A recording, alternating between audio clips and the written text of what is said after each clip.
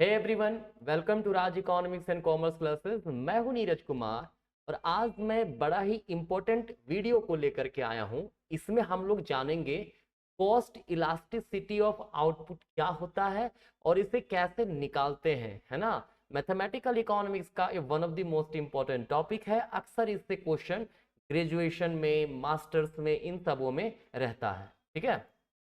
बाकी अगर आप पूरा का पूरा ग्रेजुएशन का कोई भी सब्जेक्ट हो उसमें दिक्कत हो रहा है, पूरा कोर्सेज करना चाहते हैं, ठीक है, चाहे वो यूजी का हो, चाहे पीजी का हो, इग्नू का हो, है ना, या फिर competitive exam UGC net economics का हो, टीजीटी पीजीटी इकोनॉमिक्स का हो, ठीक है, तो हमारे पास मेरा मोबाइल एप्लीकेशन आप डाउनलोड कर सकते हैं, राज इकोनॉमिक्स RECC। डिस्क्रिप्शन में लिंक इसका दिया हुआ है ना। बाकी कॉन्टैक्ट नंबर आपको स्क्रीन पे दिख रहा है, यहाँ पर आप व्हाट्सअप कर सकते हैं, कॉल करके इंफॉर्मेशन ले सकते हैं।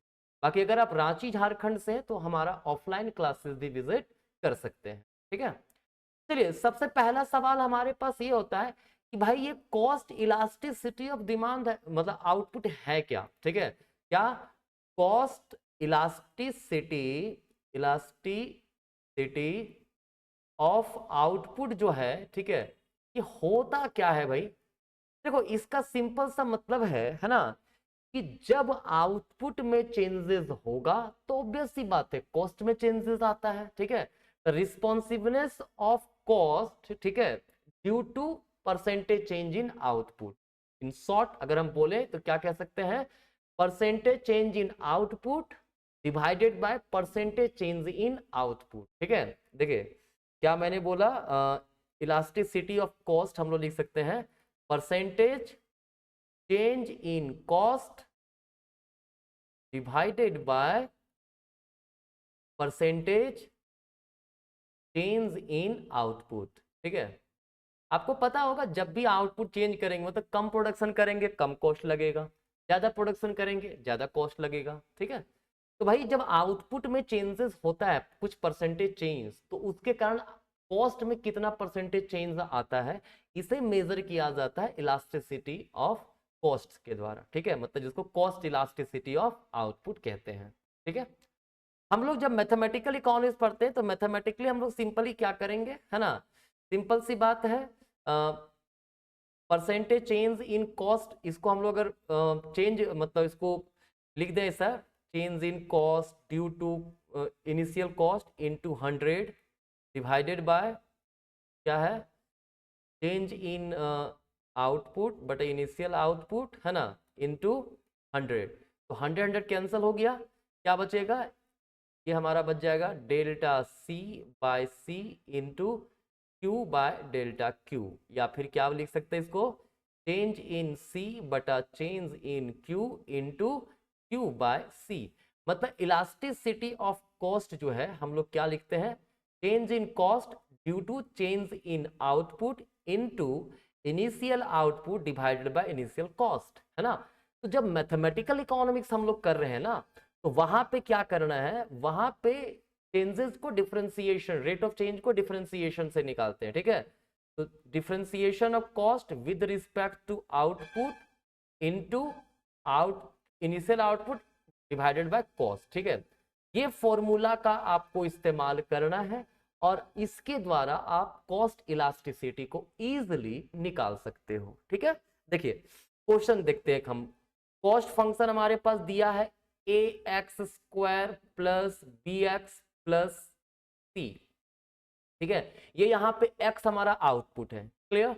तो इलास्टिसिटी ऑफ कॉस्ट निकालने के लिए सबसे पहले हम डिफरेंशिएट करेंगे कॉस्ट को किसके रिस्पेक्ट में, आउटपुट x के रिस्पेक्ट में। क्या आएगा, ax² है तो 2ax होगा, प्लस bx है तो b होगा, c कांस्टेंट है, खत्म, है ना। देखिए डिफरेंशिएशन नहीं आता है तो आप जाके मेरे वीडियो देख सकते हैं, डिफरेंशिएशन 1 शॉट का वीडियो मैंने डाल के रखा है यूट्यूब में, है ना, आप वहां से देख सकते हो। ठीक है, ये हमारा आ गया। अब इलास्टिसिटी ऑफ कॉस्ट क्या हो जाएगा, मैंने क्या बोला था, dc by dx into x by c। ठीक है, यही है ना, हाँ। तो क्या होगा, 2ax प्लस b हो गया इंटू ये हमारा आ गया dc बाय एक्स के जगह पे इंटू एक्स का x बाय c, कितना दिया हुआ कॉस्ट हमारे पास है ना, ax² plus bx plus c। क्या होगा, इंटू कर देंगे तो 2ax² plus bx whole divided by ax² plus bx plus c। ये हो गया इलास्टिसिटी ऑफ कॉस्ट का मतलब आंसर। ठीक है, कितना इजीली निकाल सकते हैं ये देख रहे हैं आप, है ना, बड़ा ही इजीली निकल सकता है ये, है ना। अब एक सवाल आता है कि सर अगर कॉस्ट फंक्शन हमारा इस प्रकार का हो 100 प्लस 0.5 Q1 प्लस Q2 का स्क्वायर ऐसे दिया हुआ है, तो क्या क्या करेंगे, यहाँ पे आउटपुट दो है Q1 Q2, ठीक है। तो एक तो निकलेगा कॉस्ट इलास्टिसिटी, ठीक है, with respect to output 1, cost elasticity with respect to output 2, ठीक है। दोनों ही केसेस में हम लोग इसको निकाल सकते हैं। कैसे निकलेगा देखिए, E1 क्या हो गया हमारा, इसको डिफ्रेंशिएट करें, मतलब इसको पार्शियल डेरिवेटिव निकालना होगा। E1 का फॉर्मूला क्या होगा, del C by del Q1 into Q1 by C, और E2 क्या हो जाएगा हमारा, E2 हो जाएगा del C by del Q2 into Q2 by C. ठीक है, क्या करेंगे देखो, सबसे पहला काम करेंगे del C by del Q1 निकालते हैं, Q1 के रिस्पेक्ट में डिफरेंशिएट करेंगे, 100 हो गया 0, बचा 0.5, क्योंकि Q1 के रिस्पेक्ट में करें तो Q2 हो गया हमारा कांस्टेंट, ठीक है ना।